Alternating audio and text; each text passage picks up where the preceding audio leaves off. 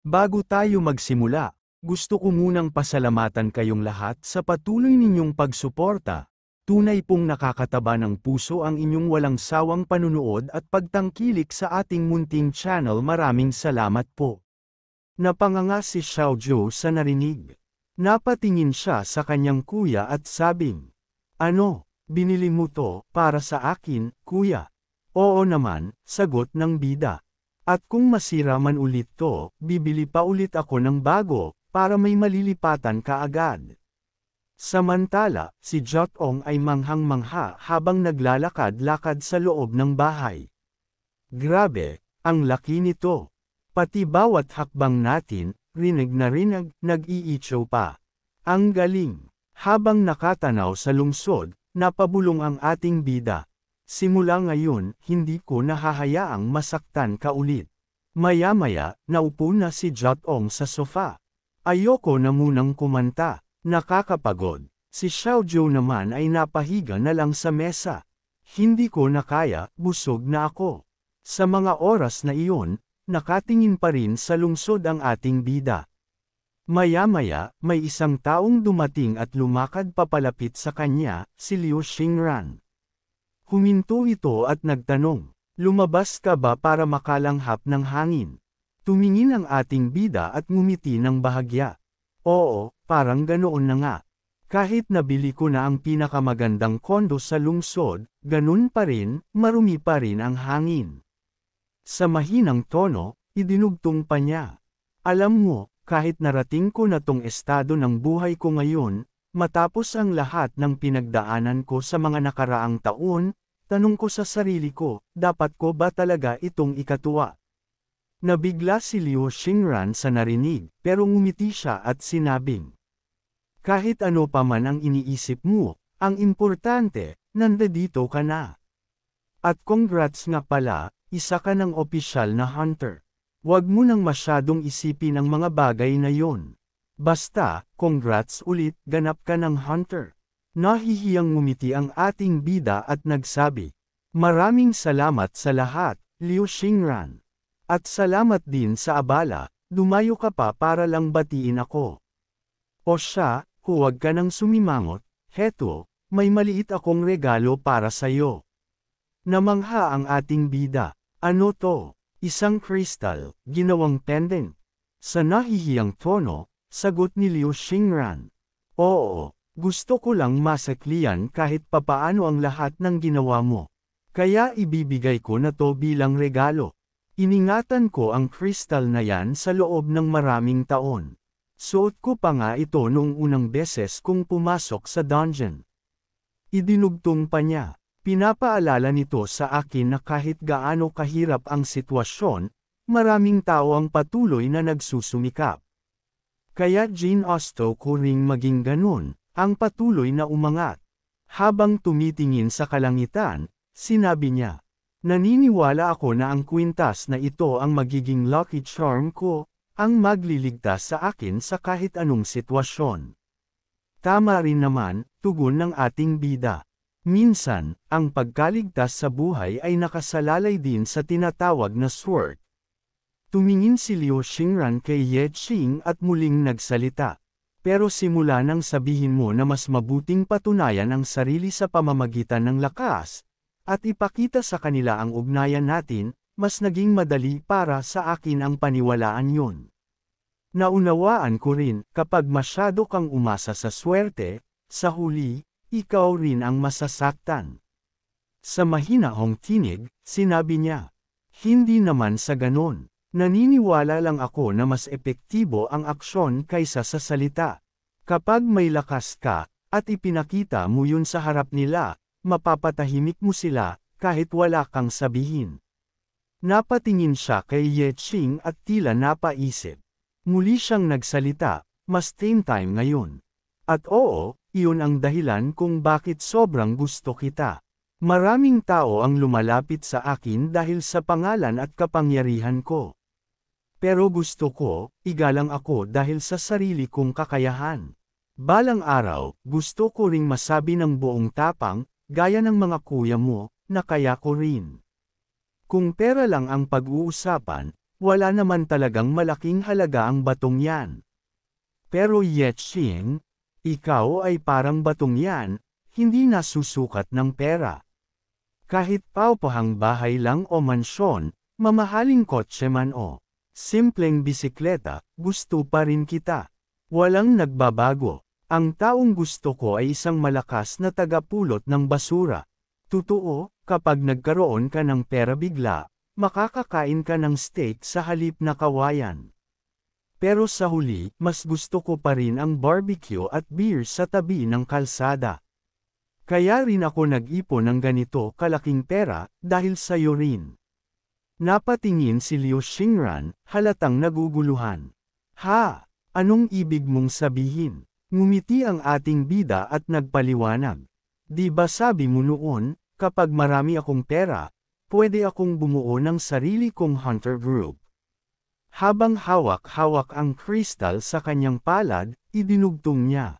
Pero ang pagtatayo ng isang hunter group, nangangailangan ng malaking puhunan. Nagulat si Liu Xingran, di makapaniwala. Gusto mo talaga, gagawa ka ng sariling grupo ng mga hunter. Tumango ang bida at inilabas ang isang susi. Oo, nais kong bumuo ng isang pangkat ng mga maaasahang kasama, at tumungo sa pinakamapanganib na mga dungeon kasama sila. Ikaw rin ang nagsabi na hindi ako lalakas kung mag-isa lang ako. Kaya tulad ng sinabi mo noon, iyon ang gagawin natin. Habang tinitingnan ang bagay sa kanyang kamay, idinagdag pa niya. Kung hindi ko kayang makibagay sa mga patakaran ng mundong ito. Itinaas niya ang kamay, mariin ang tingin at may buong kumpiyansa sa tinig.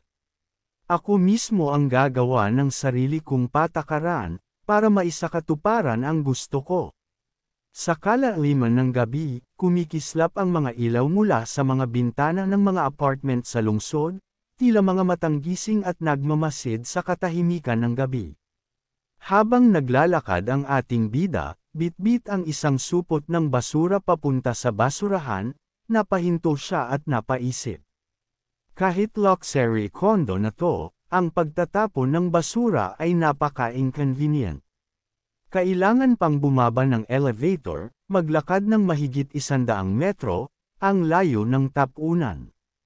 Ngunit sa di inaasahan, may naramdamang presensya sa likuran niya, isang aninong nakatayo, malamig ang hangin. Isang boses ang narinig, dahilan para mapalingon siya. Hoy, taga saan kang katulong? Aling unit ang pinaglilingkuran mo? Hindi ka sumusunod sa mga patakaran. Isang lalaking elegante ang bihis, hawak-hawak ang balat ng saging, may yamot sa boses. Bakit hindi mo sinusunod ang mga alituntunin dito sa mamahaling tirahan? May espesyal na lugar para sa mga katulong na magtapon ng basura. Huwag kang magkunwaring walang alam at maglakad-lakad dala ang bulok mong gamit. Kung makita ka ng iba, baka isipin nilang may mahihirap dito. Nagulat ang ating bida, nanlaki ang mga mata. Buong lakas ng loob niyang sinabi. Hindi ako katulong. Kakalipat ko lang dito, ang pangalan ko ay Yetching. Napatingin ang lalaki sa kamay ng ating bida, tila nagtataka, ngunit sa halip na humingi ng paumanhin. Iniabot nito ang balat ng saging sa kamay ng ating bida. Sabayan ng inis at sarkastikong ngiti. Ah, ganoon ba? Sa lugar na to, puro mayayaman. Wala akong alam na amo na sariling nagtatapon ng basura. Siguro, katulong ka lang talaga. Tumalikod ang lalaki, iniwan si Yetching na nakatayo, naguguluhan at tahimik. Pahabol pa nito, walang pakialam. Huwag mong kalimutang linisin yan, ha?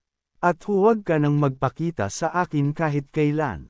Napabuntong hininga si Yetching, napabulong sa sarili. Kung sinuswerte ka nga naman. Dahan-daang kumislap ang kanyang mga mata. Aktibo ang kanyang kakayahan. Gravity force, activate. Bigla, ang lalaki, na may puting buhok, ay napatingala, nanlaki ang mata, at napasigaw. Anong nangyayari? Bakit ako, umaangat? Tahimik na lumapit si Yetching, seryoso ang tingin, malamig ang tinig. Di ba basura mo to? Dapat ikaw ang magtapon nito, ng maayos. Pahabol pa ng ating bida, malamig ang tinig habang nakatingin sa lalaki. Ikaw ba ang pupulot nito, o kailangan ko pang pilitin ka? Bigla niyang hinatak ang lalaki papalapit, nawalan ito ng balanse, at sa kanyang pagbagsak, tumama ang ulo niya sa semento muna bago ang katawan. Napahawak sa ulo ang lalaki, galit na galit ang ekspresyon. Nanlilisik ang mata, sabay sigaw. Buwiset ka, hindi na ito tama. Isang hamak na katulong lang, ang lakas ng loob mong sumagot-sagot sa akin. Ngunit ang sagot ni Yeching ay tahimik, isang malamig, walang emosyon na tingin. Napansin ng lalaki ang nanginginig niyang kamay. Biglang lumitaw ang system prompt sa harap nila. System notification. Ang layunin ng pang-aapi ay pinigilan ng mabagsik na kapangyarihan. Hindi makakagamit ng combat skill ang target. Nanlamig ang lalaki habang nakatitig sa kanya si Yeching. Hindi ko na kailangan pang ulitin ang aking sinabi. Sabay bumigat ang paligid, para bang pinipiga ng isang invisible force, ang gravity ay tumindi sa isang iglap. Pulutin mo na iyan. Napangiwi sa galit ang lalaki, halos pasiga na ang boses. Mamatay ka na, baliw ka, paano mo nagawang magsalita sa akin ng ganyan? Isang katulad mong babala. Target ay nag-activate ng Titan Power, pinalalakas ng 10x ang attack power at kayang kanselahin ang mga control skills. Babala. Target ay gumamit ng kakaibang kasanayan. Ngunit, ang epekto ng Titan Power ay hindi kayang kanselahin ang Legendary Class Control Skill. Dahil sa kasanayan ng user, hindi naapektuhan ng debuff ang target.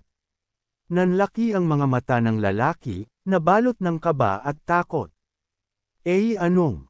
Paano nagkaroon ng Legendary Control Skill ang isang hanggal na katulad mo?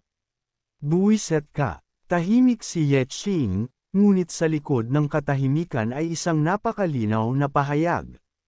Ngayon naiintindihan mo na ang kaibahan ng isang ordinaryong hunter, sa tulad ko. Ang gravity field, ay isang kakayahang nakuha mula sa isang legendary class monster. Siyempre mas malakas ito kaysa sa mga itinuro sa Hunter Academy. Hindi na nakapagtataka kung tawagin itong legendary skill.